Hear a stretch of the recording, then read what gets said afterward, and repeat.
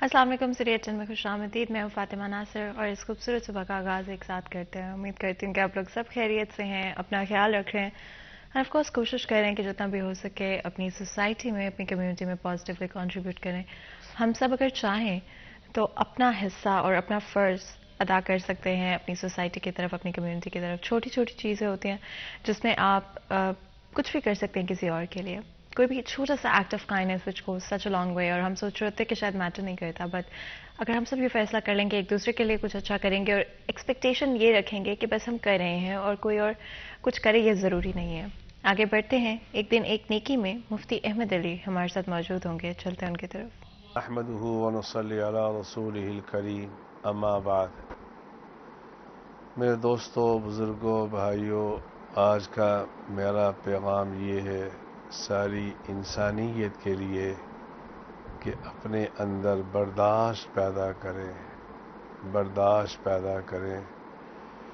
हम जिस नबी के हम उम्मती हैं, कुर्बान जाए मोहम्मद अरबी सल्लल्लाहु अलैहि व आलिहि वसल्लम के अखलाक हसना पर जब आप ताइफ के मैदान पे आपका खून निकला, हमारा ये अक़ीदा है सारी इंसानियत का खून जमा कर लिया जाए। रसूल अकरम सल्लल्लाहु अलैहि वसल्लम के खून के एक कतरे का भी मुकाबला नहीं किया जा सकता। उस हालत के अंदर भी मेरे नबी ने क्या, उसने अखलाक को अपनाते हुए फरमाया कि ये इनको पता नहीं है, चलो इनकी आने वाली नस्ल मुझ पर ज़रूर ईमान लेके आएगी। इसको कहते हैं बर्दाश्त। आज उम्मत में बर्दाश्त ख़त्म हो गई है। अल्लाह मुझे भी आपको भी बर्दाश्त की नेमत से नवाजे। व आखिरु दावाना अल्हम्दुलिल्लाहि रब्बिल आलमीन। इसी पैगाम के साथ आज के दिन का और प्रोग्राम का आगाज़ करते हैं। As a person, as an individual हमेशा बेहतर होते रहें, इम्प्रूव करते रहें, ग्रो करते रहें। हमेशा इस चीज़ को याद रखें कि ये एक सिलसिला पूरी ज़िंदगी जारी रहता है और हम सोचते हैं कि शायद eight one point in time हमें शायद और कुछ सीखने की या जानने की ज़रूरत नहीं, but that never really happens. और आप हमेशा उस एक कॉन्स्टेंट स्ट्रगल में रहते हैं कुछ नया सीखने के लिए, कुछ नया जानने के लिए, और वो कभी रुकनी भी नहीं चाहिए। आगे बढ़ते हैं, अपने नेक्स्ट सेगमेंट की तरफ चलते हैं, टुडेज़ वेदर। आज के मैक्सिमम टेम्परेचर रीडिंग्स की बात करें तो 30 डिग्रीज रहेगा, इसी के साथ कम से कम टेम्परेचर 14 डिग्रीज रहेगा। फैसलाबाद शहर का मौसम काफ़ी हद तक तब्दील हो चुका है। यूवी इंडेक्स की बात करें तो 4 है। हवा 3 किलोमीटर पर आवर की रफ्तार से चलेगी। बारिश के अमकानात हैं एक्चुअली अगले हफ्ते में कुछ। एंड आप सब जानते हैं कि बारिश से मौसम भी तब्दील हो जाता है, ठंड की शिद्दत भी कुछ हद तक कम हो जाती है, और बस अब जो सर्दियां ख़त्म हो रही हैं उस वक्त में तो अच्छा लगता है बारिश हो, लेकिन वो अलग बात है कि शहर की सूरत हाल कुछ इस तरह के होते हैं कि बारिश होती है तो वो इतनी एंजॉय नहीं की जा सकती है। विजिबिलिटी की बात करें तो 18 किलोमीटर्स है और परफेक्टली क्लियर मौसम है। ह्यूमिडिटी 42% है, और इस मौसम में ख़ास तौर पे ख्याल रखना चाहिए कि अपने ओवरऑल हेल्थ का ख्याल रखें, ठंड ना लग जाए, क्योंकि मौसम कुछ इस तरह का होता है कि समझ नहीं आ रहा होता कि गर्मी है या सर्दी है। तो ख़ास तौर पे अपना ख्याल रखें, अपनी हाइड्रेशन का ख्याल रखें, और सन प्रोटेक्शन गर्मी हो या सर्दी हो इस्तेमाल करना मत भूलें। आपका फ़र्ज़ बनता है कुछ अपनी तरफ भी, और अपना ख्याल रखना उसका एक बहुत इम्पॉर्टेंट हिस्सा है। आगे बढ़ेंगे और अपने आज के फर्स्ट सब्जेक्ट की तरफ चलेंगे। आप लोग जानते हैं हम आप लोगों को वेल अवेयर रखना चाहते हैं। हम चाहते हैं कि आप इन्फॉर्म डिसीजंस ले सकें। At the end of the day हम सिर्फ आप तक वो इन्फॉर्मेशन पहुंचा सकते हैं, डिफरेंट पॉइंट ऑफ व्यूज़ आपके सामने लेकर आ सकते हैं, फैक्ट्स एंड फिगर्स आप तक पहुंचा सकते हैं, लेकिन फैसला आपने करना है। आपने सोचना है कि क्या चीज़ आपको सही लगती है, किस पॉलिटिकल पार्टी के साथ, किस आइडियोलॉजी के साथ आप अलाइन करते हैं, कौन से फैसले इकोनॉमिकली आपको फेवरेबल लगते हैं, या कौन से इकोनॉमिक डिसीजंस, पॉलिसीज़ आपको अच्छी नहीं लगती हैं। ये बहुत इंपॉर्टेंट है कि हम रियलाइज़ करें एज शहरी कि हमारा कितना इंपॉर्टेंट किरदार है इन सब फैसलों में, एंड अपने मुल्क की पॉलिटिकल एंड इकोनॉमिकल जो भी चीज़ें होती हैं उसमें। हमारे साथ बहुत ही खास मेहमान मौजूद होंगे जो कि आज हमारा इस डिस्कशन में साथ देंगे। अब्दुर्रहमान हमारे साथ मौजूद हैं, सीनियर रिपोर्टर सिटी 41 है। अब्दुर्रहमान, आपको वेलकम करते हैं। बहुत बहुत शुक्रिया आपका आज हमारे लिए और हमारे शो के लिए वक्त निकालने के लिए। जिस तरह से मैं बात कर रही थी अब्दुर्रहमान के, शहरियों का बड़ा इम्पोर्टेंट रोल होता है कि अपने मुल्क की ترقی میں، اپنے ملک کی بہتری میں، اپنے ملک کی پروگرس میں. اگر آپ تھوڑا سا بتانا چاہیں کہ اس وقت شہری کس طرح سے اپنا رول ادا کر سکتے ہیں اور پولیٹیکلی ایز اے کنٹری ہم کہاں پر اسٹینڈ کرتے ہیں؟ Thank you Fatima. دیکھیں یہاں پر پولیٹیکلی تو ہم کوئی اچھے جا نہیں رہے. یہاں پر جو ہمارا ملک معاشی طور پر بھی بڑی مشکلات کا سامنا کر رہا ہے. تو یہاں پر ابھی یہ پبلک کے لیے ہے کہ اس ملک کو بچانا ہے. ابھی اسی برس میں جو انتخابات ہونے ہیں اس میں اپنا جو حق رائے ہے استعمال کرنا. تو اس میں یہ سوچنا ہے کہ جذباتیت سے ہٹتے ہوئے وہ کون سی پارٹیز ہیں جن کا موقف زیادہ بہتر ہے، جنہوں نے جو کانسٹیٹیوشن ہے اس کو وائلیٹ نہیں کیا یا جنہوں نے ان کی اکانومی کے لیے بہتر اقدامات کیے. تو یہ سارا کچھ سوچنا پبلک کا کام ہے. اور اس کے علاوہ یہاں پر پبلک نے یہ بھی دیکھنا ہے کہ ابھی جو صورتحال چل رہی ہے کہ جہاں پر ایک جانب جیل بھرو تحریک ایک پارٹی نے شروع کی ہوئی ہے پاکستان تحریک انصاف نے، دوسری جانب جو مسلم لیگ نون یا پی ڈی ایم ہے وہ الیکشن جو ہے وہ نہیں کروا پا رہے اور اس کا مقدمہ بھی عدالت میں چل رہا ہے. تو یہ کانسٹیٹیوشن بنانے والوں کو یا پارلیمنٹیرینز کو بھی سوچنا چاہیے کہ آخر ان کے مقدمات جو ہے وہ عدالتوں میں کیوں جا کے رکتے ہیں. کیا وہ پارلیمنٹ میں کچھ نہیں کر پاتے؟ اگر وہ اکٹھے ہو کر نہیں بیٹھ سکتے پارلیمنٹ میں تو کیا پھر وہ کسی اور ملک کے ساتھ اکٹھے ہوں گے یا فارن پالیسی کیا خاک بنائیں گے وہ لوگ اگر وہ خود ہی اسمبلی میں اکٹھے نہیں ہو سکتے؟ اور پھر یہی وجہ ہے کہ ان کی جو پاورز ہے وہ عدالت استعمال کرتی ہے یا پھر جو عدالت ہے اس کو فیصلے کرنا پڑتے ہیں اور پارلیمنٹ کمزور ہوتی ہے. دیکھیں کوئی بھی کمزوری جو ہے وہ بغیر وجہ کے نہیں ہوتی، بڑی معقول وجہ اس کے پیچھے ہوتی ہے. اگر مسلسل عدالتوں میں فیصلے جا رہے ہیں تو اس میں پارلیمنٹیرینز کی کمزوری ہے، کیونکہ وہ ایک ٹیبل پر بیٹھ کر یا ایک پیج پر ہو کر اپنے معاملات جو ہے وہ بگاڑ پا رہے ہیں، صحیح نہیں کر پا رہے. الیکشن کمیشن کا رول بھی جو بڑا نیگیٹو ہے، اس میں دیکھتے ہیں کہ یہ بلدیاتی جو انتخابات ہے بار بار ملتوی کیے جاتے ہیں. یہاں پر صوبائی الیکشن کی تاریخ نہیں دی جاتی اور جو الیکشن کمیشن ایک بڑا انسٹیٹیوشن بنایا گیا ہے اس کی ہمیں کہیں پر کوئی ایک باقاعدہ انسٹیٹیوشن والی ایفرٹس نظر نہیں آتی. ایک ڈپارٹمنٹ ہے جو حکومت اس کو چلا رہی ہوتی ہے اور وہ چل رہا ہوتا ہے. تو یہ ایک بڑا مسئلہ ہے کہ یہاں پر انسٹیٹیوشن اس طرح سے ڈیولپ نہیں ہو پاتے، وہ اپنے اقدامات نہیں کر پاتے. اسٹیٹ بینک کو ایک انڈیپینڈنٹ انسٹیٹیوشن بنایا ہوا ہے لیکن وہ بھی ڈپارٹمنٹس کی طرح ہی چل رہا ہوتا ہے، حکومتی جو ہے وہ ترجمان ایک طرح سے بنا ہوتا ہے. تو یہ کچھ انسٹیٹیوشنز جن کو اپنا کام بہتر کرنے کی ضرورت ہوتی ہے یا جن پر محکمہ جاتی قوانین اس طرح سے لاگو نہیں ہوتے، ان کو کم از کم جو ہے وہ اس ملک کی خاطر اپنے ضمیر کی خاطر اچھے فیصلے کرنے چاہیے. تو یہ ایک بڑا مسئلہ ہے کہ یہاں پر ہمارے یہاں جو حکومت جب آ جاتی ہے تو تمام جتنے بھی ڈپارٹمنٹس انسٹیٹیوشنز ہیں وہ ان کے زیر نگوں آ جاتے ہیں. جیسے ابھی یہاں پر نیب کے چیئرمین نے ریزائن کیا تو اپنے ریزائن میں یہ لکھا ہے کہ وہ مجبور تھے کیونکہ ان پر مقدمات بنانے کا دباؤ ڈالا جا رہا تھا، کچھ لوگوں کو مقدمات سے ریلیف دینے کا دباؤ ڈالا جا رہا تھا. تو یہ ابھی نون لیگ کی بڑی سبکی ہوئی ہے اس میں کہ ابھی 2022 میں انہوں نے نیب چیئرمین لگایا تھا اور ابھی وہ ریزائن کر گیا. ابھی نیا بھی لگا لیں گے وہ، اس میں کچھ مسئلہ نہیں ہے. لیکن ایک بار اگر کوئی چھوڑ کر جاتا ہے تو اس سے ایک طرح سے یہ سوالات سامنے آتے ہیں کہ آخر کون سا دباؤ تھا. یہ نیب کے چھوڑنے والے چیئرمین کو شاید تھوڑا سا بتا کے جانا چاہیے تھا کہ وہ حکومت کا دباؤ، اپوزیشن کا، اسٹیبلشمنٹ کا کس کا دباؤ، تاکہ چیزیں کھل کر سامنے آ جاتی. یہ جو ایک طرح سے ایمبیگوٹی ہوتی ہے یہ افواہوں کو جنم لیتی ہے. اور پاکستان میں ابھی دیکھیں آپ افواہیں چل رہی ہیں، ان کی وجہ سے جو ہے وہ اکانومی ہے اس کا بالکل ہی سوا ستیہ ناش ہو چکا ہے کہ یہاں پر ہمارے ریزرو بالکل کلیئرٹی نہیں ہے. ریزرو ہمارے وہ 3 بلین کے گرد گھوم رہے ہیں، اس سے کبھی نیچے چلے جاتے ہیں کبھی اوپر. ڈالر جو ابھی 260-65 پہ فلکچویٹ کر رہا ہے. تو یہ بہت بڑی قیمت ہے جو ہم ادا کر رہے ہیں عدم استحکام کی. اور یہ پچھلے ایک برس تو ہو گیا ابھی جو عدم اعتماد وغیرہ کا سلسلہ شروع ہوئی انہی دنوں میں شروع ہو گیا تھا. تو یہ ایک برس میں دیکھ لیں کہ ہم نے کیا کچھ سفر کیا ہے، جس میں پیٹرولیم مصنوعات کی قیمتیں آلموسٹ ڈبل چلی گئی ہیں، بجلی کی قیمتیں ڈبل چلی گئی ہیں، کوکنگ آئل کی قیمتیں ڈبل ہو گئی ہیں. اس کے علاوہ تمام جتنی بھی جناس تھی گندم سمیت وہ قیمتیں جو کہاں پہ چلی گئی ہیں اور اس کی شارٹیج کہاں پہ ہے. ڈالر جو 170 پہ اب 270 پہ چلا گیا، 100 روپے کا فرق.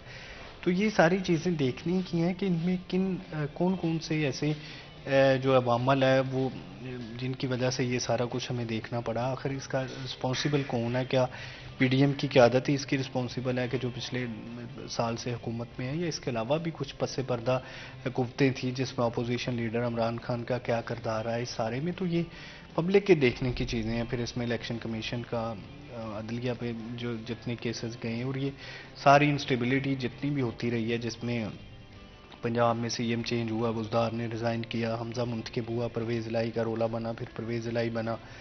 تو پھر پرویز الہی نے اسمبلی توڑ دی. مطلب ایک سال میں کتنی پولیٹیکل ڈیولپمنٹس ہوئی ہیں. اچھا عبد الرحمن، آپ کو کیا لگتا ہے جس طرح آپ نے ڈفرینٹ چیزیں ہائی لائٹ کی، ڈفرینٹ پوائنٹس ہائی لائٹ کیے in the last year, starting from کہ جب اوبیسلی رجیم چینج ہوئی، گورنمنٹ کو تبدیل کیا گیا، اس کے بعد ڈفرینٹ ہم لوگوں نے اکنامکل پالیسیز بدلتے ہوئے دیکھیں، پولیٹیکل صورتحال تبدیل ہوتے ہوئے دیکھیں، اسپیشلی بزنسز، انڈسٹریز، جابس پر امپیکٹ اس کا ہوا، انفلیشن کے اوپر ہوا.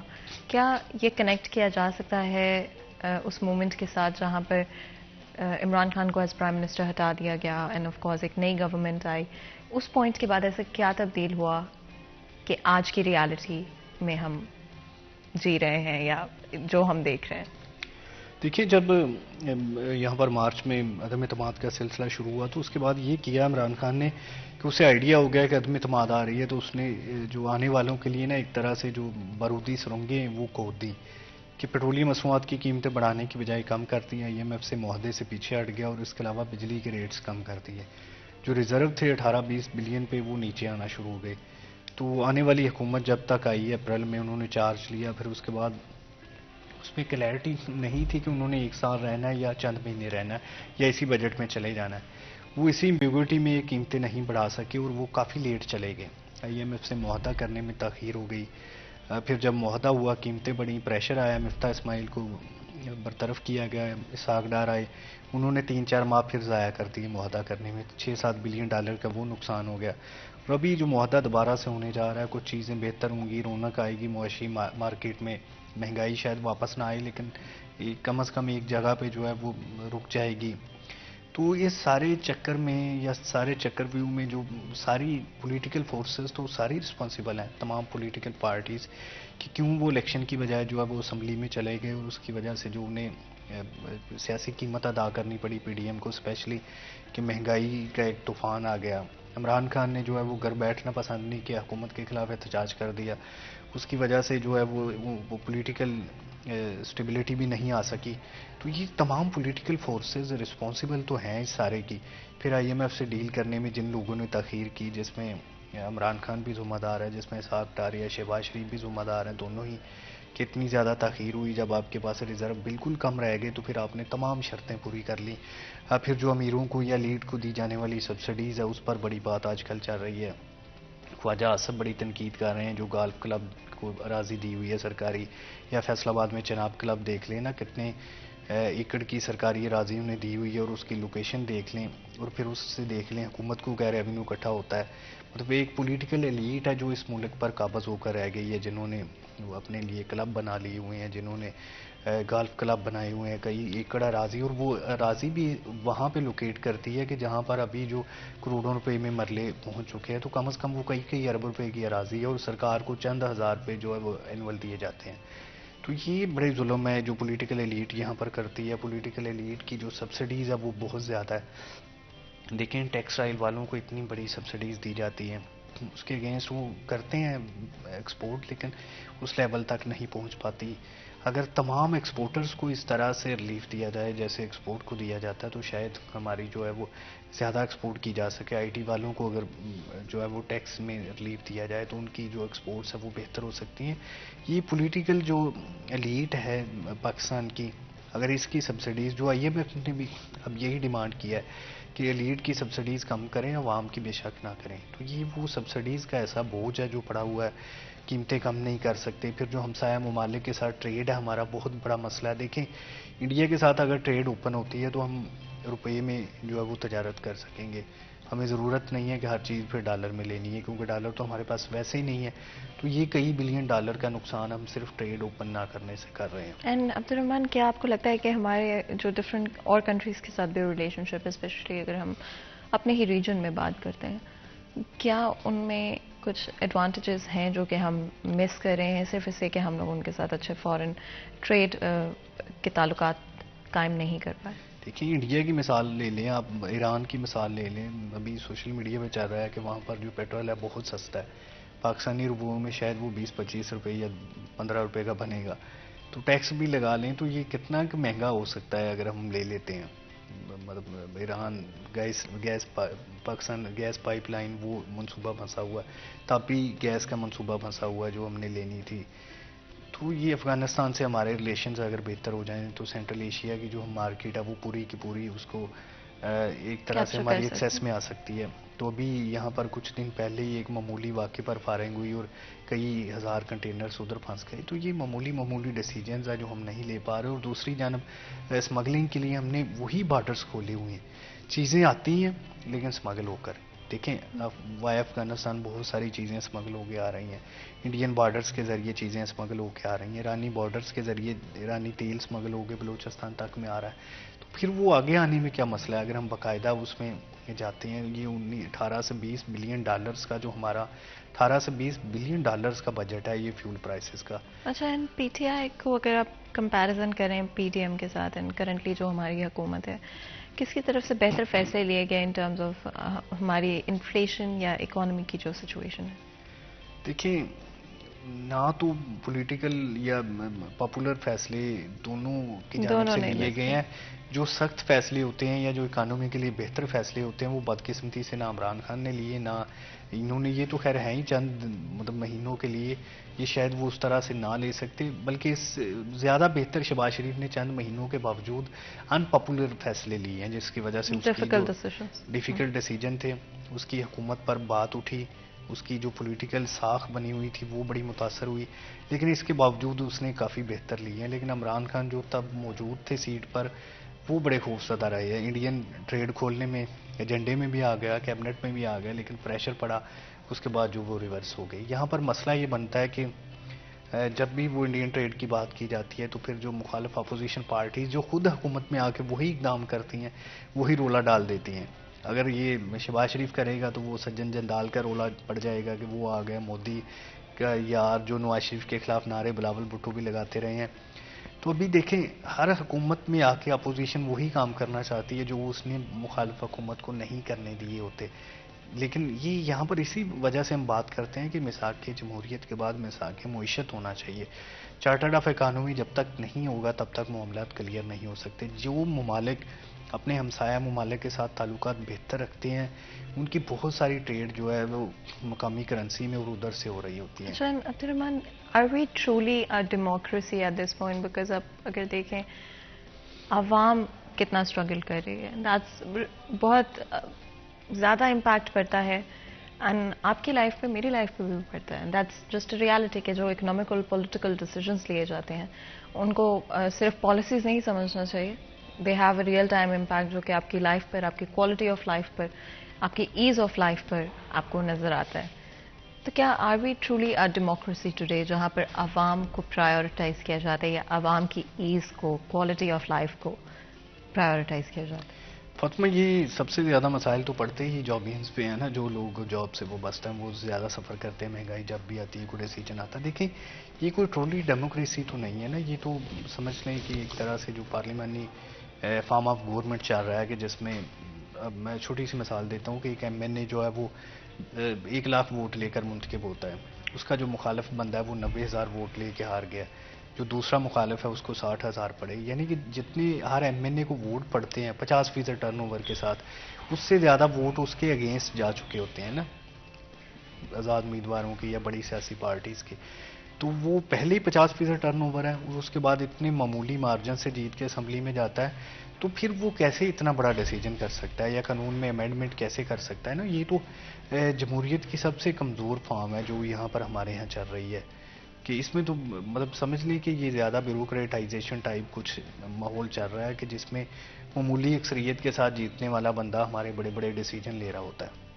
اس میں جو اپوزیشن کے بندے ہیں جو معمولی مارجن سے آ رہے ہوتے ہیں وہ بالکل بیکار جا چکے ہوتے ہیں.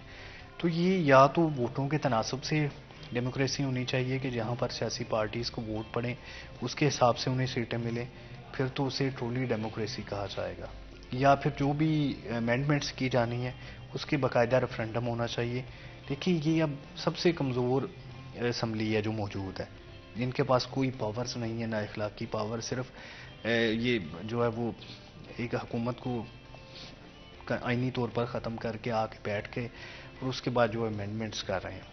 یہ دیکھیں سب سے بڑی پارٹی پی ٹی آئی تھی، وہ اسمبلی میں موجود نہیں ہے.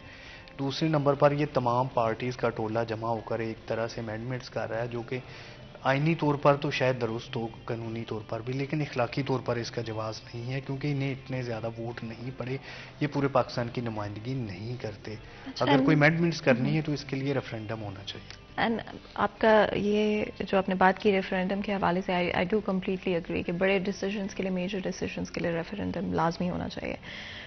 ٹرو ڈیموکریسی جب ہم ٹرم استعمال کرتے ہیں، اس طرح وے عبدالرحمان کہ ہم اس سٹیج تک یا اس پوائنٹ تک پہنچ سکتے ہیں جہاں پر ہم اس ٹرم کو اپنے ملک کی پالیٹکس کے لیے یوز کر پائیں؟ دیکھیں ہم تو شاید اس سٹیج پر نہ پہنچ پائیں، لیکن جو ملک پہنچے ہوئے ہیں جن میں اسکینڈینیوین کی ہم مثالیں بھی دیتے ہیں کہ سوشل ڈیموکریسی ہوتی ہے، جب بھی کوئی معاملہ بنتا ہے وہ پبلک کے پاس چلے جاتے ہیں، الیکشن میں چلے جاتے ہیں، الیکشن سے جانے سے گھبراتے نہیں ہیں. برطانیہ کی مثال لے لیں کہ انہوں نے جب یورپی یونین سے نکلنا تھا تو اس میں بار بار الیکشن میں گئے، جب بھی کوئی مسئلہ بنتا تھا وہ الیکشن میں چلے جاتے ہیں. تو یہ کسی بھی ملک کی مثال لے لیں تو یہ ہمارے جو سسٹم چل رہا ہے اس میں اور بادشاہت میں کوئی خاص فرق تو نہیں تھا کہ جب آپ بن جاتے ہیں تو پھر اس کے بعد تمام ڈیسیجن آپ خود کرنے شروع کر دیتے ہیں. جو پارلیمانی گورنمنٹ کا سربراہ وزیر اعظم ہوتا ہے، جو حکومت کا سربراہ ہے اسٹیٹ کا وہ پریزیڈنٹ ہوتا ہے، لیکن پریزیڈنٹ کے پاس کوئی بھی پاور نہیں ہے. اب تو وہ بیچارہ ایک آئینی عہدہ ہی ہے، اس کو ویسے رکھنے کا کوئی جواز بھی نہیں ہے. اگر آپ نے صرف اس سے سائننگ اتھارٹی رہنی ہے تو پھر اتنے اخراجات کیے جاتے ہیں، گورنرز آفس پہ کیے جاتے ہیں. بظاہر تو ان کا کوئی پرپز اب باقی نہیں رہا، سوائے یہ کہ اتنے جو ہزاروں ایکڑ کی اراضی پر یہ بیٹھے ہوئے ہیں، قبضہ جمائے ہوئے ہیں. اسی طرح سے جو بیوروکریسی ہے اس میں دیکھیں یہاں پر لوکل باڈیز نہیں ہے. جب بھی کوئی ڈکٹیٹر آتا ہے تو لوکل باڈیز آ جاتی ہے، جب بھی یہ بظاہر جو ڈیموکریسی آتی ہے تو لوکل باڈیز ختم ہو جاتے ہیں. ڈیموکریسی تو وہ ہے کہ آپ کے شہر کا ایک میئر ہو جو شہر کے بارے میں ڈیسائیڈ کرے. یہاں پر تو مسئلہ یہ عثمان بزدار تھا یا اس سے پہلے شہباز شریف تھا، وہ گٹر کے ڈھکن پر بھی نوٹس لے لیا کرتا تھا. بندوں کا لیول جو ہے وہ میئر کا ہوتا ہے اور وہ اسمبلی میں بیٹھے ہوتے ہیں. انہوں نے پالیسیز بنانی ہوتی ہیں لیکن ان کی دلچسپی ہوتی ہے کہ سڑکیں بن جائیں، اس میں کمیشن آ جائے. تو یہ سارے وہ کام ہیں جو کہ لوکل باڈیز کے ہوتے ہیں، بلدیاتی حکومتوں کے ہوتے ہیں. یہ جب تک نہیں ہوں گے تب تک ہم ٹرولی ڈیموکریسی کی بات نہیں کر سکتے. اس سے پہلے کہ مزید گفتگو کریں بریک لیتے ہیں، کہیں مت جائیے گا، ہمارے ساتھ رہیے.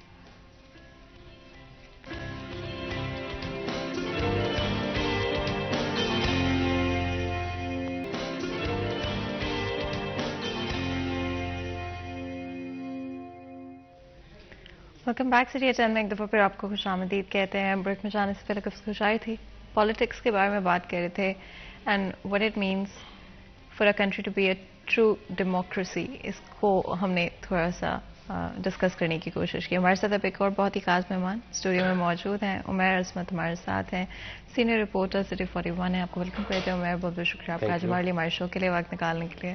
عمیر، ہم بات کر رہے تھے کہ ہاؤ امپورٹنٹ اٹ از کہ کسی بھی ملک میں ٹرو ڈیموکریسی ایگزسٹ کرتی ہو. And Pakistan as a country, even though I wouldn't say necessarily کہ we are not a democracy, but to what extent اور کتنی ایکسٹینٹ تک ہماری عوام کے لیے فیصلے کیے جاتے ہیں یا عوام کو پرائیورٹائز کیا جاتا ہے. اگر آپ اس کے بارے میں کچھ کہنا چاہیں.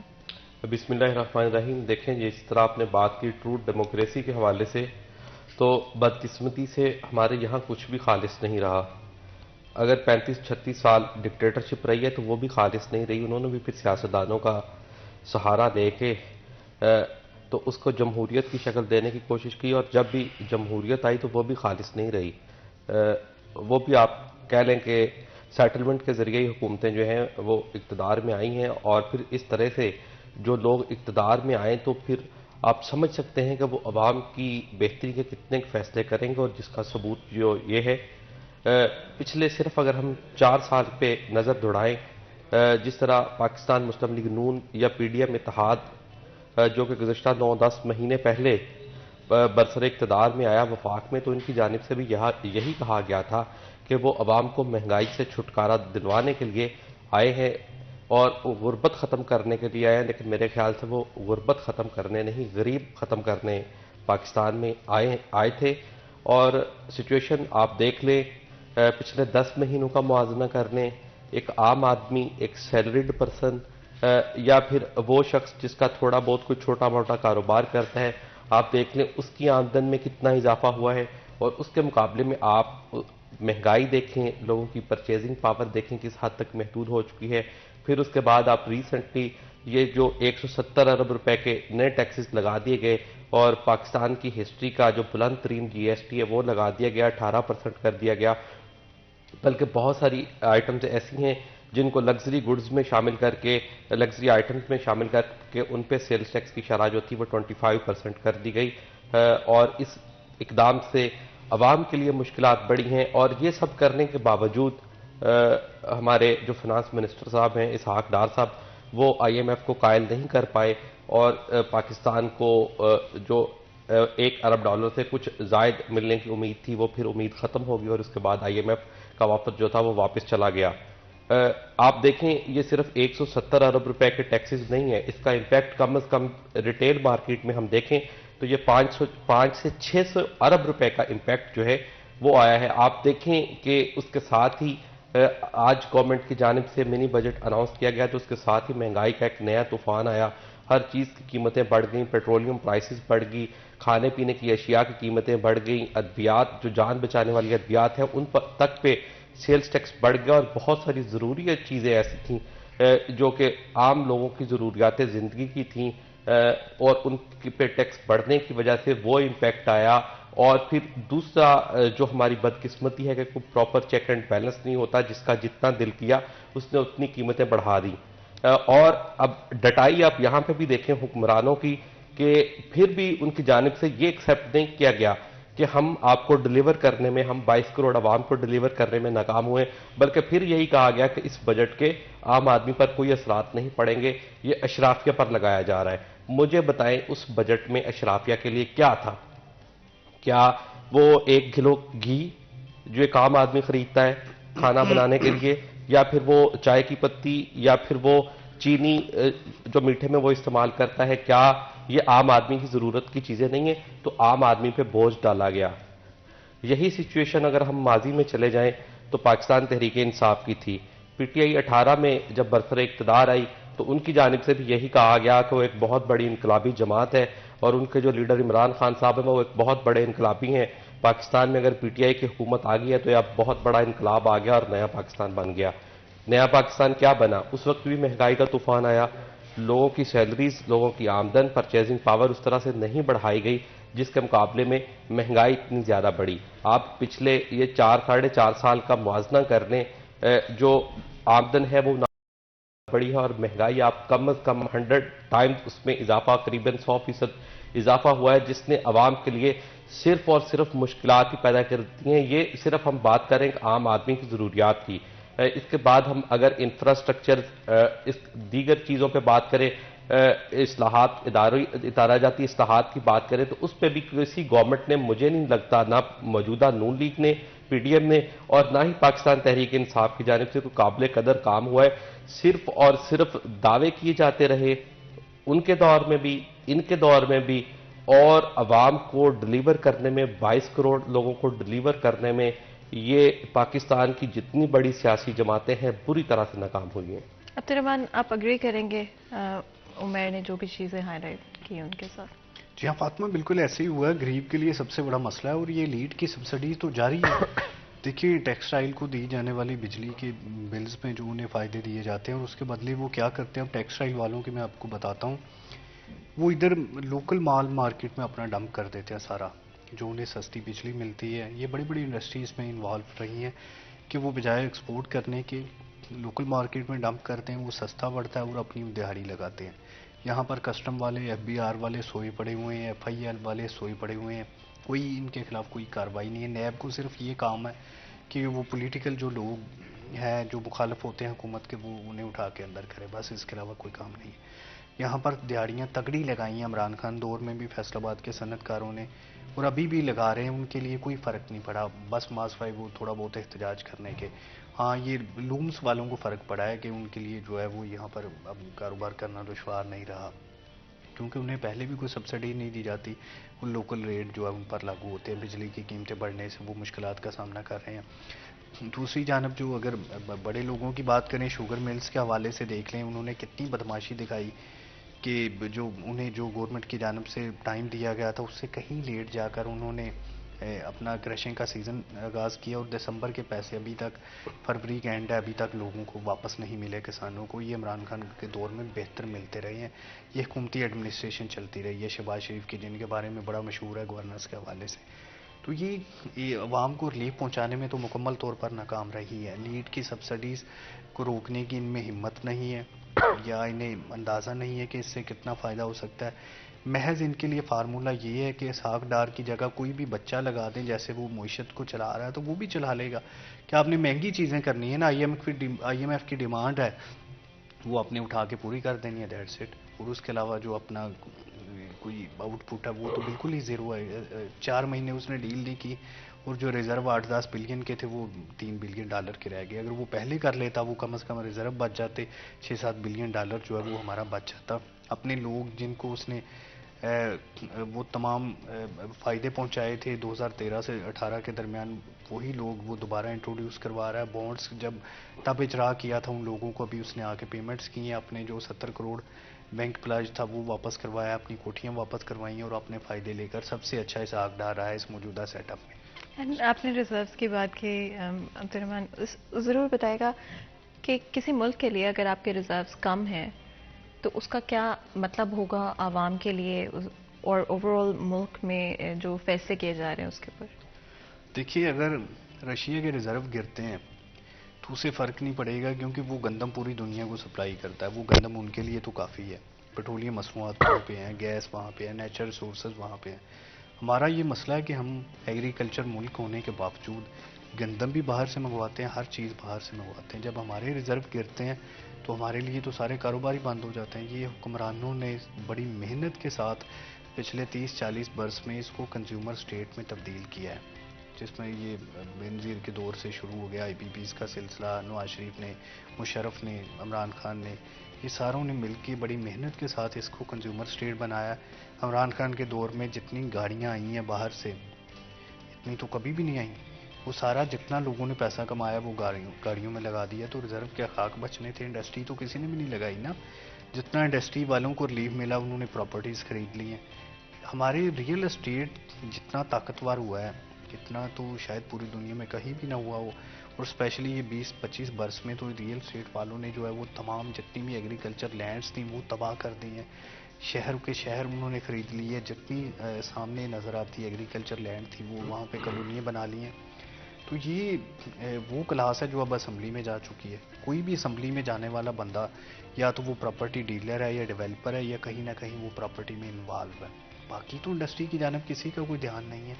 تو یہ ہمارا سب سے بڑا مسئلہ رہا ہے کہ ہم جن کو ٹیکس لگانا چاہیے ان کو نہیں لگا پائے، اور جن کو نہیں لگانا چاہیے تھا عام عوام ان پر ٹیکس امپوز کری جا رہے ہیں. ویلتھ ٹیکس کوئی نہیں ہے جس کے پاس جتنا بھی وہ ختم کر دیا گیا ہے. ابھی سپر ٹیکس لگایا تھا کچھ انڈسٹری پر.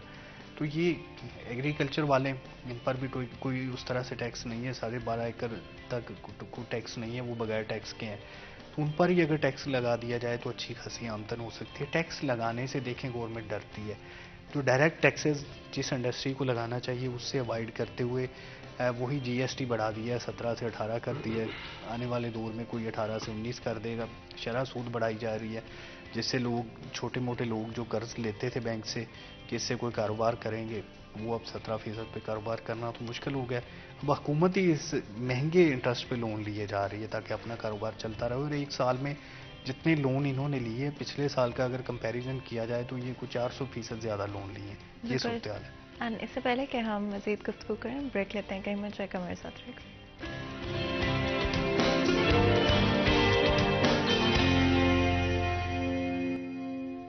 ویلکم بیک سی ریٹس اینڈ میں ایک دفعہ پھر آپ کو خوش آمدید کہتے ہیں. بریک میں جانے سے پہلے گفتگو جاری تھی. پالیٹکس کے بارے میں بات کی، what it means to be a true democracy. اس کو بھی ڈسکس کیا کیا آج ہمارے پولیٹیکل اینڈ اکنامیکل ڈیسیژنز ہماری عوام کو فیور کرتے ہیں، ہماری over all social economical political growth کو امپروو کرتے ہیں یا فیسیلیٹیٹ کرتے ہیں.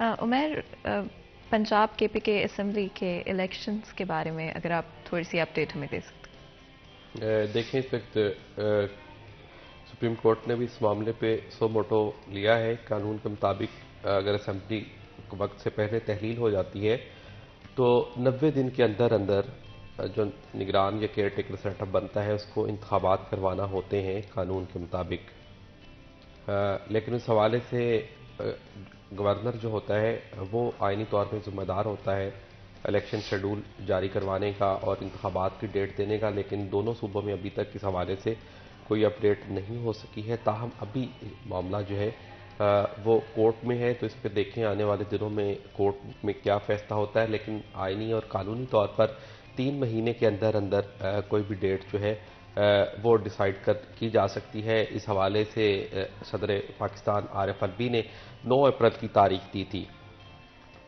تاہم جو حکمران اتحاد ہے ان کی جانب سے یہ کہا گیا کہ اس وقت صدر کے پاس یہ اختیارات نہیں ہیں کہ وہ اس الیکشن کی ڈیٹ کو اناؤنس کر سکے. لیکن میں سمجھتا ہوں آئین اور قانون کی پاسداری ہونی چاہیے. اگر 3 مہینے کا چونکہ قانون کے مطابق وقت ہے تو اس ٹینور کے اندر اندر اس مقررہ مدت کے اندر اندر پاکستان میں انتخابات ہونے چاہیے.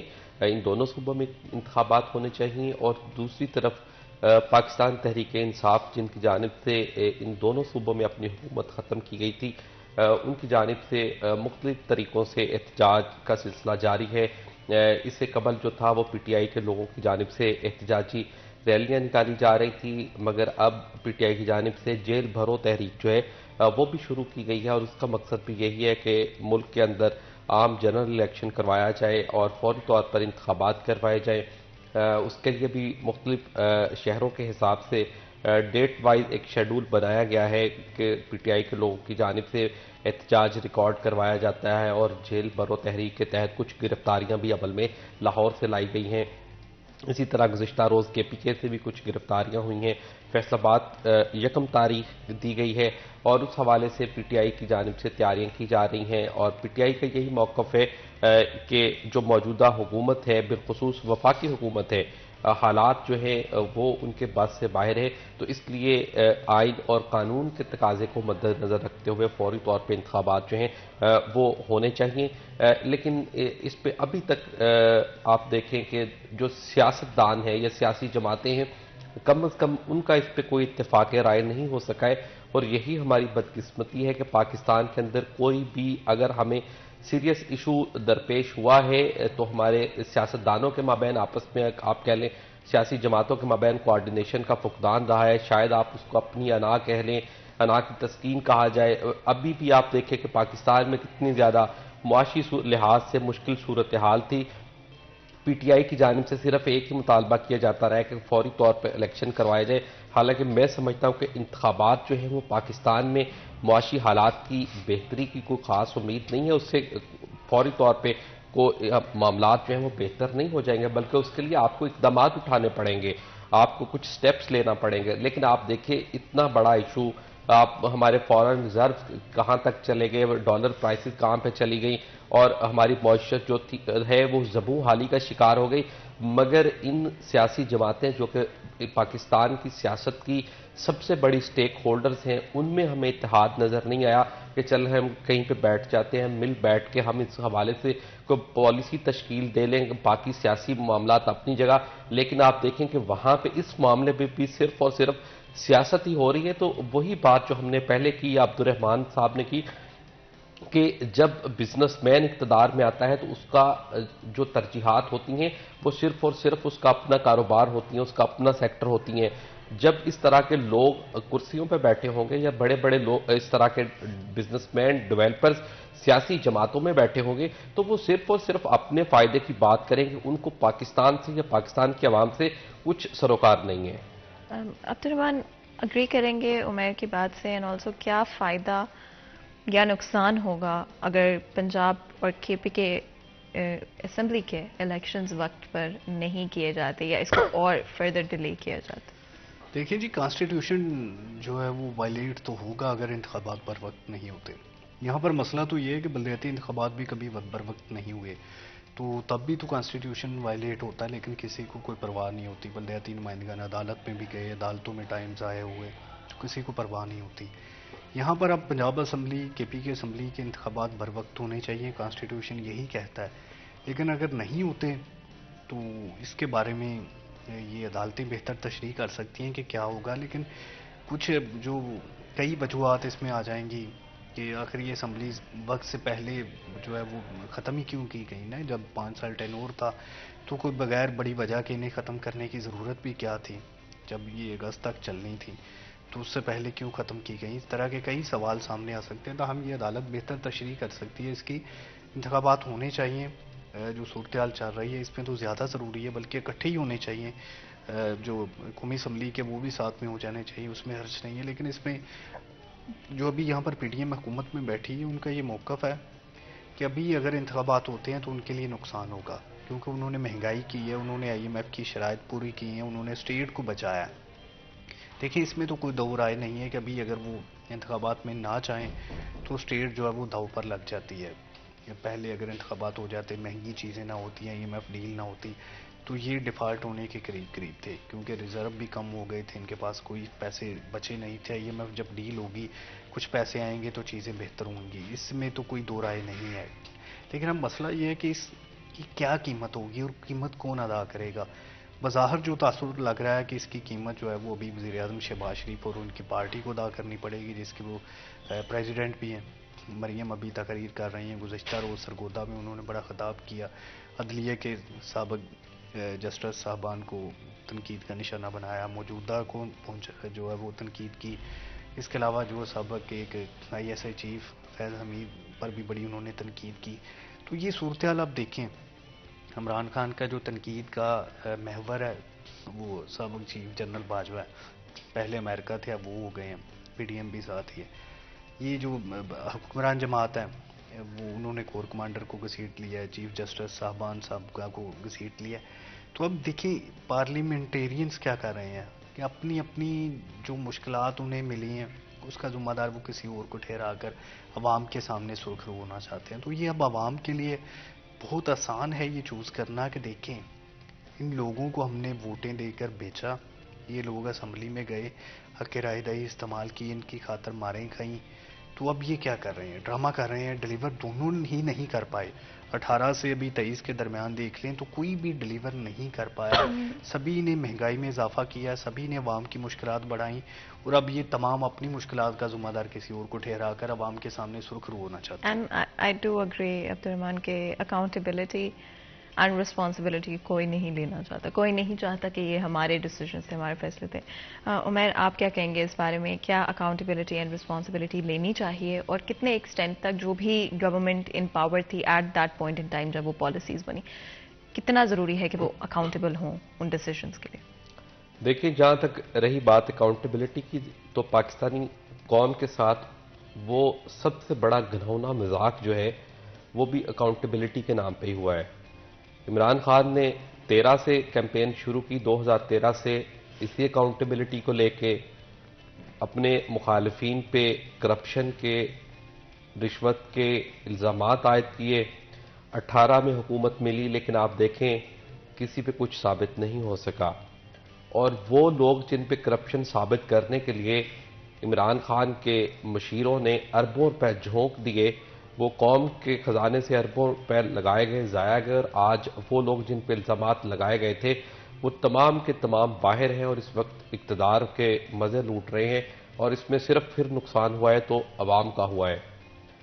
ریسنٹ آپ دیکھیں چیئرمین نیب کی جانب سے استعفیٰ دے دیا گیا, اور پھر وہی کہا گیا کہ ان پر دباؤ ڈالا جا رہا تھا اور وہ اقدامات وہ نہیں کر سکتے اور ان کا ضمیر اس بات کی اجازت نہیں دیتا, اس لیے وہ اپنی سیٹ سے مستعفی ہو رہے ہیں. یعنی کہ جو نیب ہے پاکستان میں کا بڑا احتسابی ادارہ ہے, اس کو بھی صرف اور صرف اپنے مقاصد کے لیے استعمال کیا جا رہا ہے. اور صرف سیاستدان ہی نہیں, بلکہ جس طرح عبد الرحمان صاحب ایک پہلے بات کر رہے تھے ایک فیکٹری کی ٹیکس چوری کے حوالے سے, تو اس میں متعلقہ محکمے کے افسر کو ایک سیاستدان کی جانب سے FIA کے نوٹس بھجوا دیا گیا آمدن سے زائد اثاثوں کا. تو آپ دیکھیں ان اداروں کو صرف اور صرف میں سمجھتا ہوں کہ اگر احتساب کے بجائے ذاتی مقاصد کے لیے استعمال کیا جاتا ہے, اور اس کا نقصان جو ہے وہ ہمیں بھگتنا پڑ رہا ہے, اور حالات جو ہے وہ آج سب کے سامنے ہیں. آپ دونوں کا بہت بہت شکریہ آج ہمارے شو کے لیے وقت نکالنے کے لیے. یہاں پر بریک لیتے ہیں, کہیں میں چیک ہمارے ساتھ رہے گا.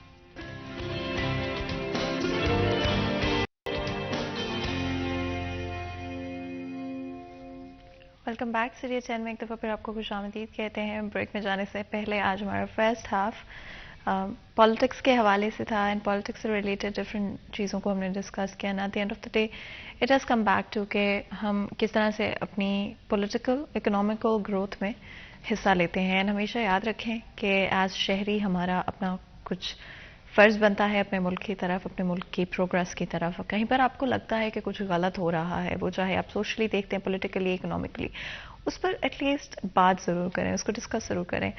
इग्नोर मत करें इन चीज़ों को और ये मत सोचें कि हम कुछ कर नहीं सकते या हम कुछ कर नहीं पाएंगे। हमेशा इस चीज़ को याद रखें कि बहुत इंपॉर्टेंट रोल प्ले करती है किसी भी मुल्क की आवाम उनके उस मुल्क के पॉलिटिकल, इकोनॉमिकल, सोशल वेलबींग के अंदर। तो उस चीज़ का हमेशा ख्याल रखें और मैं हमेशा कोशिश करती हूँ कि आप लोग वेल इन्फॉर्म्ड हो ताकि आप लोग अच्छे फैसले कर सकते हो। हमारी पूरी टीम यही कोशिश करती है।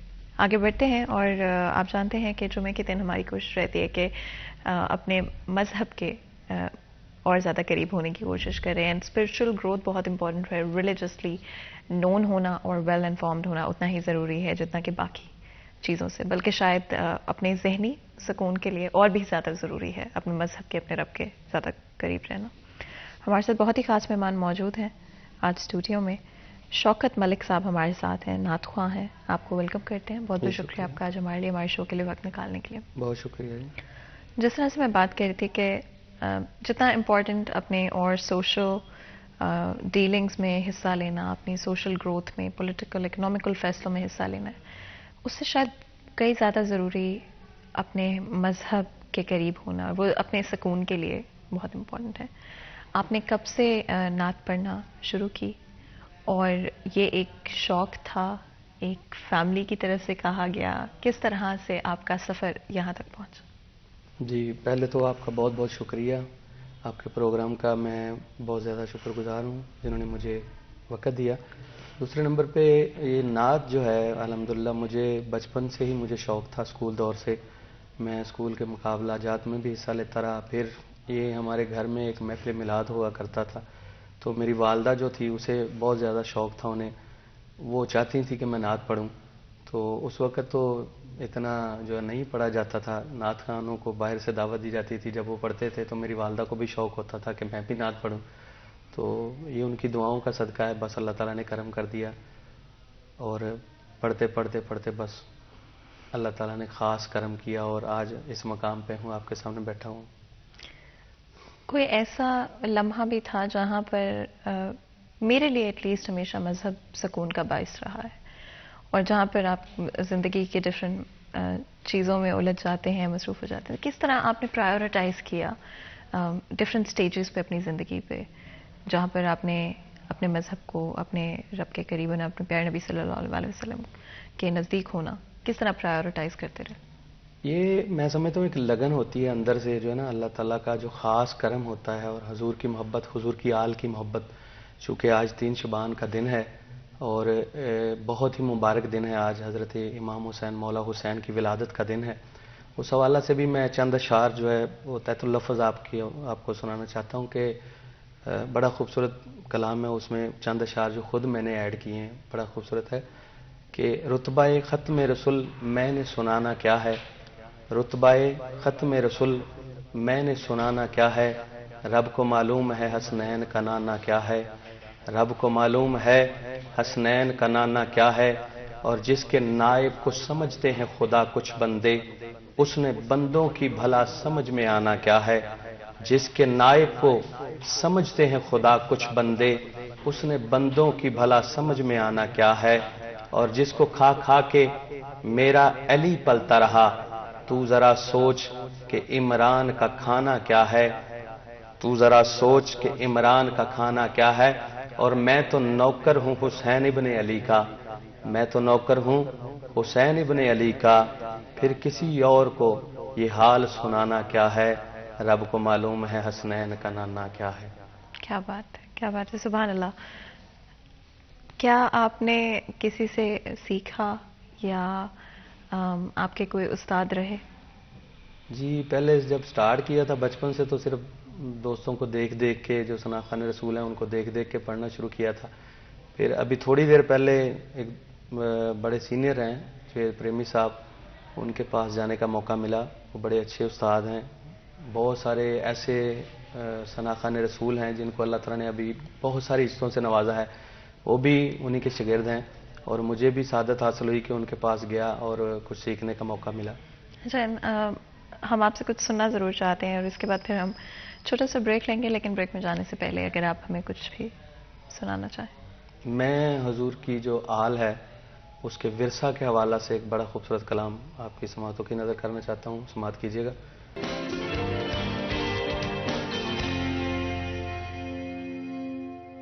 Welcome back. سیریز 10 میں ایک دفعہ پھر آپ کو خوش آمدید کہتے ہیں. بریک میں جانے سے پہلے گفتگو جاری تھی اینڈ ہم نے کچھ چیزیں ڈسکس بھی کی, لیکن کوشش کرتے ہیں کہ آپ شعبان کے حوالے سے بات چیت کر لیں. شعبان کی فضیلت پہ بات کریں گے اینڈ کس طرح سے اس مہینے میں, ویسے تو ہر مہینے میں اللہ تعالیٰ کی عبادت کرنی چاہیے بے شک, اور کرتے رہنا چاہیے, لیکن شعبان کے حوالے سے اسپیسیفکلی ڈسکس کریں گے کس طرح سے ہم اپنی عبادت کر سکتے ہیں, کس طرح سے اپنے رب کے اور زیادہ نزدیک ہو سکتے ہیں, اینڈ اوور آل فضیلت پر بھی, رحمت پر بھی بات ضرور کریں گے. ہمارے ساتھ بہت ہی خاص مہمان اسٹوڈیو میں موجود ہیں جو کہ ہمارے اس ڈسکشن میں ساتھ دیں گے.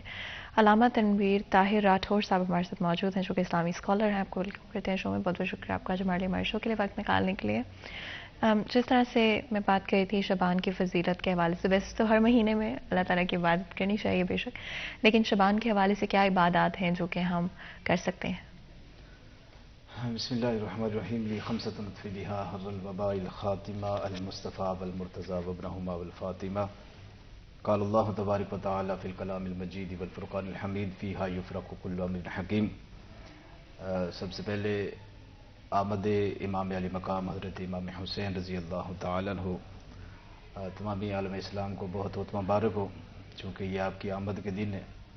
اور دوسرا جو کہ آپ نے سوال پوچھا کہ شعبان المعظم کے حوالے سے کہ یہ دن ہمیں کیسے گزارنے چاہیے, یقیناً انسان ہونے کے ناطے اور اللہ کا بندہ ہونے کے ناطے ہمیں ہر وقت اللہ کے حضور رجوع رکھنا چاہیے, اللہ کے حضور سر بسجود ہونا چاہیے, اللہ کی عبادات میں وقت گزارنا چاہیے. لیکن کچھ خاص ایسے مہینے ہیں, کچھ ایسے دن ہیں کہ جن کے بارے میں چونکہ اللہ کے نبی صلی اللہ علیہ وبارک وسلم کا ہر عمل مبارک امت کے لیے تعلیم ہوتا ہے, تو کریم مصطفیٰ صلی اللہ علیہ وبارک وسلم جو خاص اہتمام فرمایا کرتے تھے, حضرت انس بن مالک رضی اللہ تعالیٰ عنہ سے مروی ہے کہ نبی رحمت صلی اللہ علیہ وبارک وسلم ماہ شعبان المعظم میں کثرت سے باقی مہینوں کی بنسبت وہ یوں تو آقا علیہ الصلوۃ والسلام کا ہر عمل اللہ کے احکامات کے مطابق ہی تھا, لیکن ان مہینوں میں خاص عبادت کا اہتمام فرمایا کرتے تھے. اور ام المؤمنین حضرت ام عائشہ صدیقہ رضی اللہ تعالیٰ عنہ فرماتی ہیں کہ کریم آقا علیہ الصلوۃ والسلام کو رمضان المبارک کے بعد اگر کثرت سے روزے رکھتے ہوئے میں نے دیکھا ہے تو وہ شعبان المعظم کا مہینہ ہے.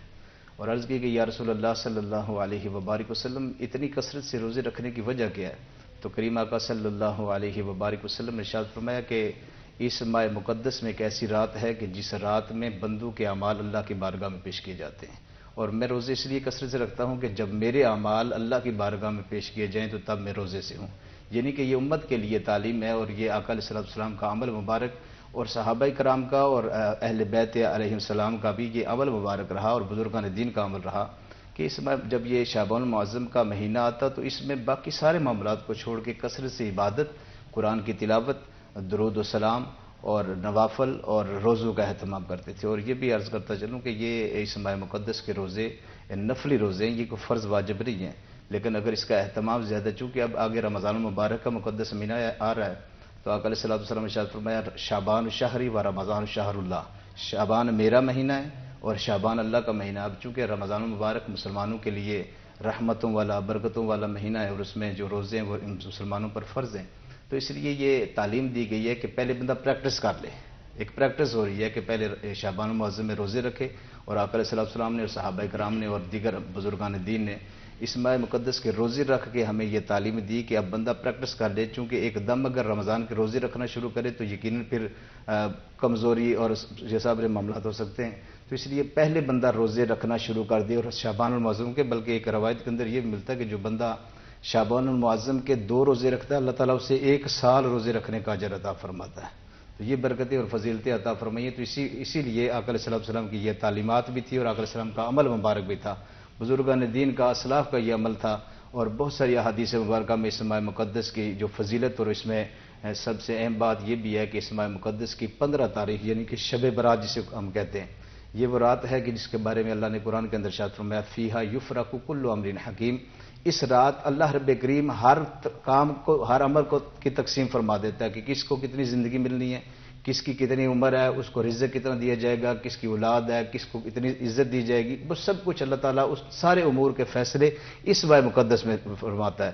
تو آقا علیہ السلام نے فرمایا کہ اس لیے میں روزے کثرت سے رکھتا ہوں کہ اس ماہ مقدس میں اللہ رب کریم فیصلے فرماتا ہے، اور بہت سارے ہمارے لوگ ایسے بھی ہیں اور ہم سمیت کہ شاید ہم چل پھر رہے ہوتے ہیں، لیکن شاید کہ اس رات کو یا آنے والی جو مقدس رات ہے شب برات، اس میں ہمارا نام مردوں کی فہرست میں لکھ دیا جائے۔ تو اس لیے کثرت سے عبادت کرنے کا اور کثرت سے نوافل پڑھنے کا اور کثرت سے قرآن کی تلاوت کرنے کا اور روزے رکھنے کا، اس لیے آقا علیہ السلام نے خود عمل فرما کے اور پھر تعلیم امت کے لیے فرمائی کہ اس ماہ مقدس میں چونکہ اعمال لکھے جاتے ہیں اور اعمال اللہ کی بارگاہ میں پیش کیے جاتے ہیں، اور یوں کہہ لیجئے کہ یہ ماہ مقدس اللہ کی طرف سے مسلمانوں اور انسانوں کے لیے بجٹ کا مہینہ ہے۔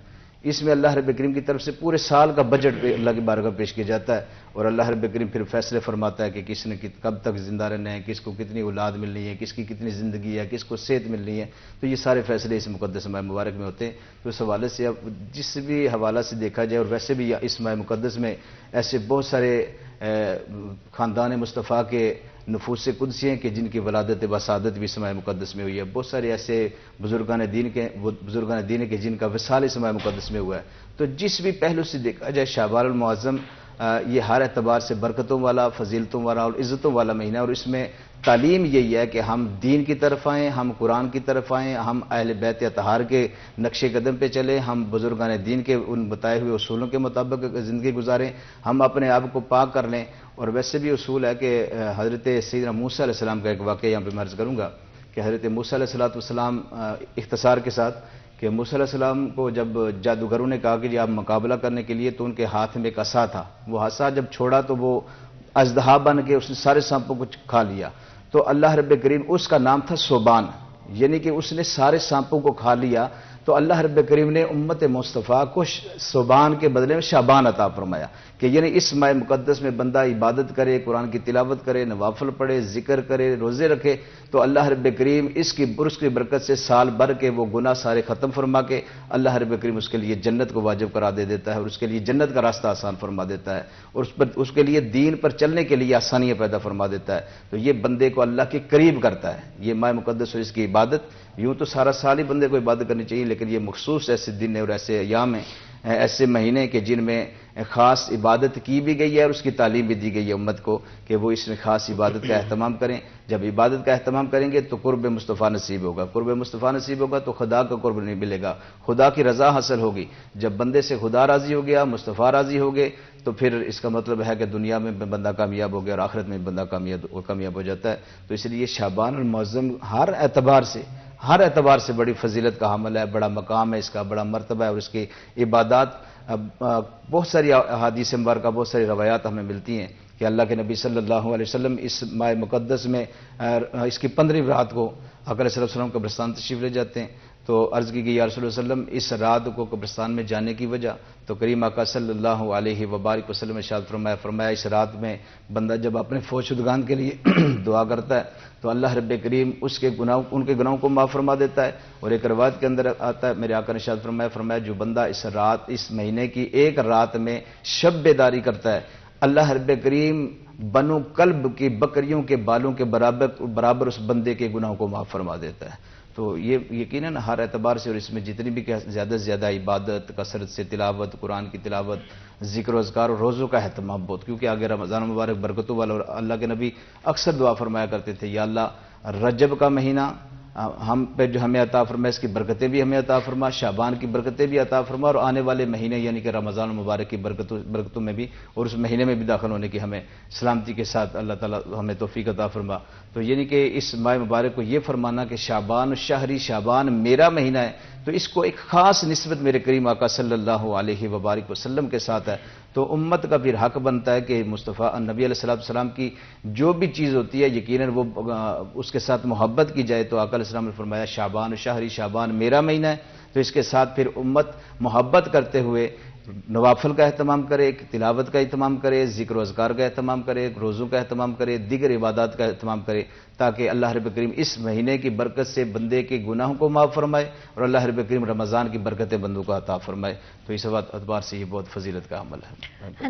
جمعے کے دن کی اگر ہم بات کرتے ہیں تو شعبان کا پہلا جمعہ کس طرح سے گزارنا چاہیے آئیڈیلی، اور کیا کوئی خاص چیزیں ہیں یا تلاوت یا عبادت جو کہ آج کے روز کرنی چاہیے؟ جس طرح آپ نے سوال کیا، میں نے جسے عرض کیا کہ اس مہینے کا ہر ایک دن بڑا متبرک اور بڑا اہم دن ہے، اور جمعے کا جو اس ماہ مقدس کا پہلا جمعہ، اس کے بارے میں ایک روایت کے اندر ملتا ہے کہ پہلی جمعرات اور جمعے کا جو دن ہے، اللہ کے نبی صلی اللہ علیہ وسلم سے ایک روایت ہمیں ملتی ہے اور بہت سارے فقہاء نے اس کو لکھا ہے کہ شعبان المعظم کی جمعرات اور جمعے کے دن کے روزے کا جو بندہ اہتمام کرتا ہے تو اللہ رب کریم اس بندے کے لیے ایک سال، پورا سال اس کے لیے امن والا بنا دیتا ہے. یعنی کہ اس کے اندر اس پر برکتیں ہی برکتیں نازل ہوتی ہیں.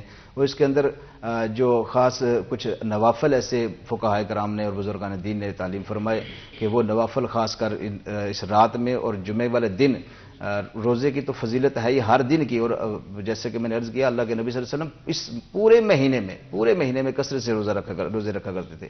اور پھر جمعۃ المبارک ویسے بھی قرآن کے اندر ہے کہ جمعہ باقی دنوں کا سردار ہے، اس کی تو ایک اپنی فضیلت ہے، لیکن شعبان کی نسبت ہونے کی وجہ سے یقیناً یہ جمعہ بھی اور اس ماہ مقدس کا ہر جمعۃ المبارک برکتوں والا اور فضیلتوں والا ہے. اس کے لیے کچھ خاص جو بزرگان دین کی تعلیمات ہیں، کچھ خاص نوافل ہیں، وہ مغرب کے بعد بھی ان کے ہے حکم کہ مغرب کے بعد یہ نوافل پڑھے جائیں، وہ 4 نوافل ہیں، 2 نوافل ہیں، دیگر نوافل ہیں، یا عشاء کے بعد بھی اس کی تعلیم ہے کہ ان کو نوافل ادا کیے جائیں.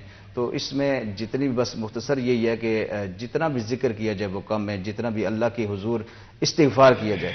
ایک روایت کے اندر یہ بھی ملتا ہے کہ جو بندہ اس ماہ مقدس کے پہلے جمعے کو 2 رکعت نماز نوافل اس طرح پڑھے کہ سورہ فاتحہ کے بعد سورہ اخلاص اور اس کے بعد 4 نفل اس طرح پڑھے کہ رکعات جس طرح بھی اس کی ترتیب ہے مکمل کرنے کے بعد 100 مرتبہ سبحان اللہ والحمد للہ ولا الہ الا اللہ واللہ اکبر، 100 مرتبہ استغفر اللہ ربی من کل ذنب واتوب الیہ، اور 100 مرتبہ بارگاہ مصطفیٰ صلی اللہ علیہ وسلم میں درود و سلام پڑھے. اللہ کی بارگاہ میں بندہ جو بھی دعا کرے گا اس دن کے برکت سے اللہ تعالیٰ اس کی ہر ایک دعا کو قبول فرماتا ہے. اس کی جو بھی خواہش ہوگی وہ اللہ کی بارگاہ میں دعا کرے تو اللہ تعالیٰ اس دن کے صدقے میں جمعۃ المبارک اور شعبان کے پہلے جمعے کی برکت سے اور اس مقدس مہینے کی برکت سے اللہ تعالیٰ اس کی ہر ایک دعا کو قبول فرماتا ہے، سوائے اس کے کہ بندہ کوئی گناہ کی دعا نہ مانگے، کوئی اللہ کی بارگاہ میں ایسی خواہش نہ کرے کہ جو گناہ کی طرف مائل کرتی ہو. تو جو بھی خواہش کرے گا اللہ کے نبی نے فرمایا رب کریم اس کی ہر ایک دعا کو اپنی بارگاہ میں قبول فرماتا ہے. اس مہینے میں کوئی ایسا واقعہ جو آپ کو لگتا ہے کہ آج ہماری جنریشن کو یا سب لوگوں کو جو کہ ہماری آڈینس میں اس وقت دیکھ رہے ہیں ان کے لیے فائدہ مند رہ سکتا ہے؟ واقعات تو ویسے یہ بہت سارے ہیں، لیکن ایک سب سے اہم کہ محسن انسانیت، محسن کائنات اور محسن اسلام امام علی مقام حضرت امام حسین رضی اللہ تعالیٰ عنہ کی ولادت بسعادت یقیناً وہ مصطفیٰ کی امت کے لیے ایک رول ماڈل ہے. الحمدللہ ریسنٹلی میں بارگاہ امام علی مقام سے ہو کے آیا ہوں پچھلے ہفتے.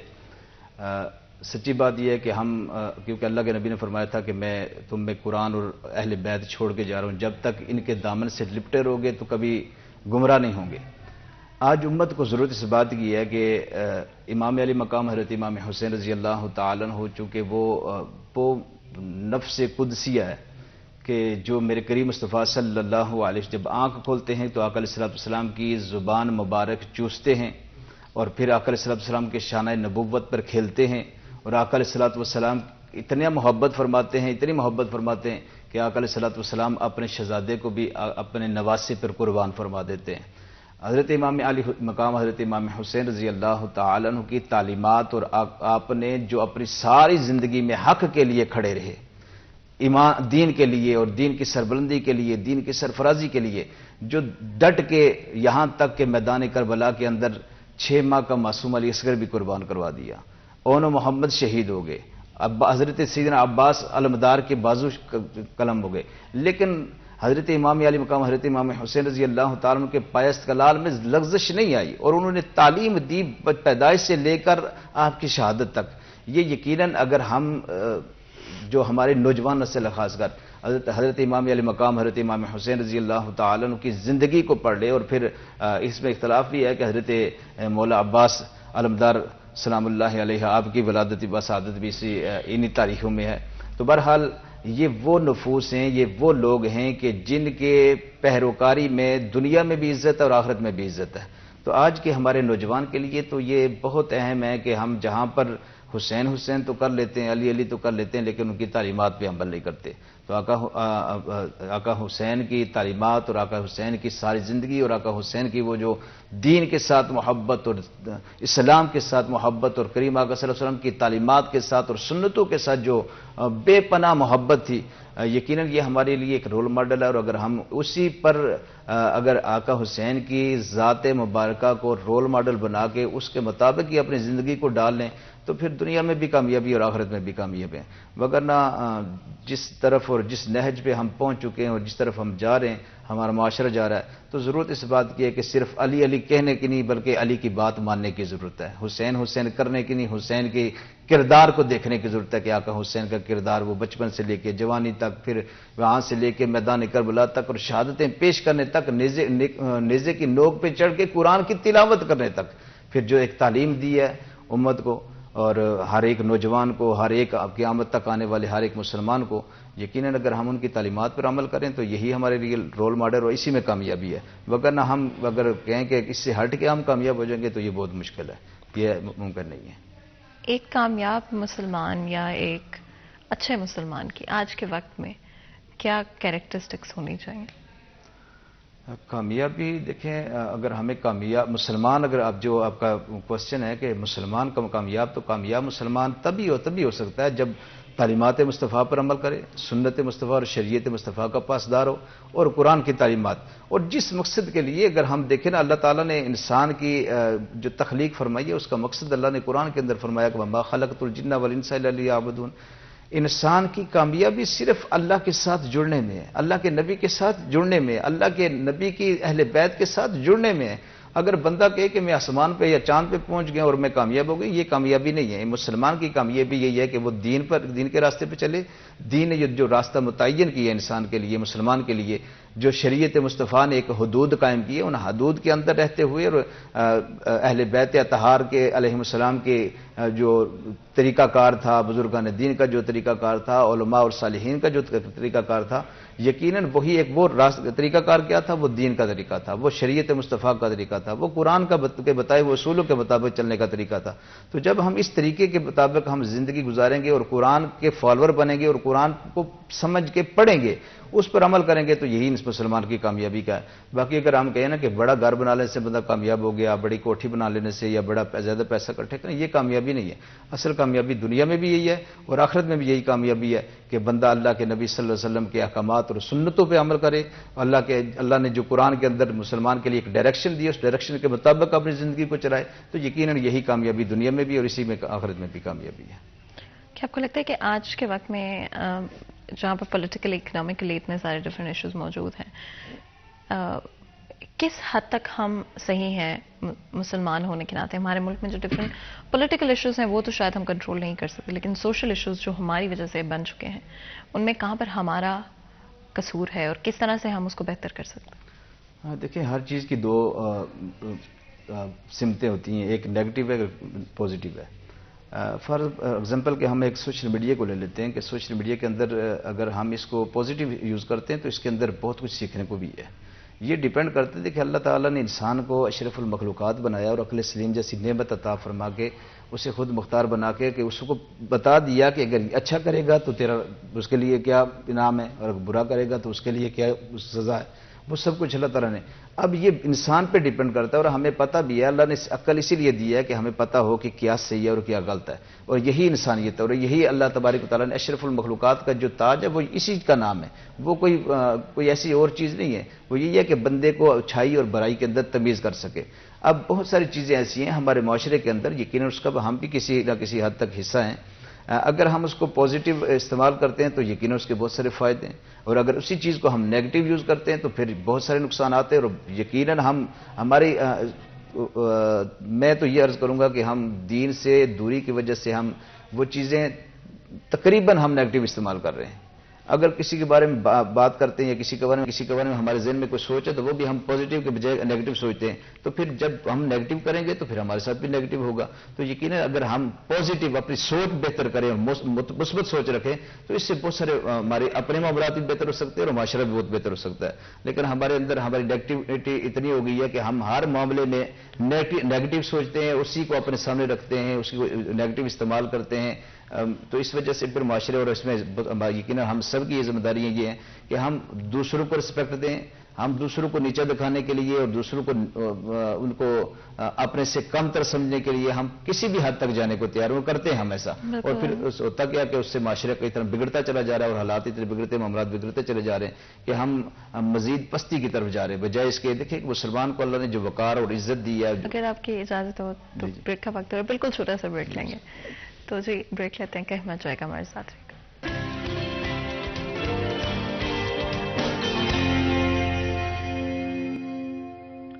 ویلکم بیک سیریز 10 میں ایک دفعہ پھر آپ کو خوش آمدید کہتے ہیں۔ بریک میں جانے سے پہلے گفتگو جاری تھی اور آج ہم شبان کی فضیلت کے حوالے سے بات کرتے، کوشش کی کہ ڈفرینٹ عبادات کی بات کریں، اس مہینے کی فضیلت کی بات کریں، and over all as Muslims ہم کس ڈائریکشن میں جا رہے ہیں اس کی بھی بات کریں۔ اینڈ اس سے پہلے کہ ہم کچھ اور سوالات کی طرف جائیں، شوکت ملک صاحب ہمارے ساتھ موجود ہیں جو کہ نعت خواں ہیں، اور ہم نے بالکل آغاز کیا جب تو آپ سے کچھ نعت بھی سنی، تو اگر آپ ایک اور کلام ہماری آڈینس کے لیے سنانا چاہیں۔